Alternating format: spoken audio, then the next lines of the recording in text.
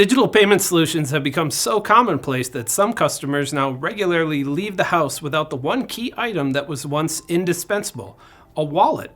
And while it's convenient to leverage apps like Apple Pay and flash your phone at the checkout, ideas are simmering as to which other form factors might serve as future ways to settle a tab. A recent survey explores Americans' comfort level with the prospect of using their vehicle as a digital wallet, and, surprisingly, a small majority like this idea. Vera Mobility asked drivers of vehicles that are model year 2019 or newer their thoughts on using their car to pay for things like parking, tolls, or drive-thrus, and found a widely receptive audience.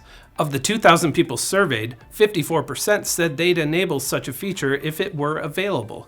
According to Autoblog, 91% of new cars sold in 2020 were considered connected vehicles, so it stands to reason that integrating a payment system into these tech-heavy devices would be a next step. And while survey respondents said they'd pay more for increasingly connected devices, more than 2/3 said they don't want to pull out their phones to enable them, meaning seamless features like a vehicle as digital wallet might fit the bill. And along with this transition comes another, perhaps more desirable one for automakers. As more features tailored to driver experience become available, the idea of vehicle subscription services is normalized. The survey said 40% of respondents had either paid for or renewed subscription services directly through their vehicle's infotainment systems. Autoblog said these findings, quote, could pave the way for more automakers to offer more advanced, fee-based features in the future. I'm Ben Munson, and this is Manufacturing Now.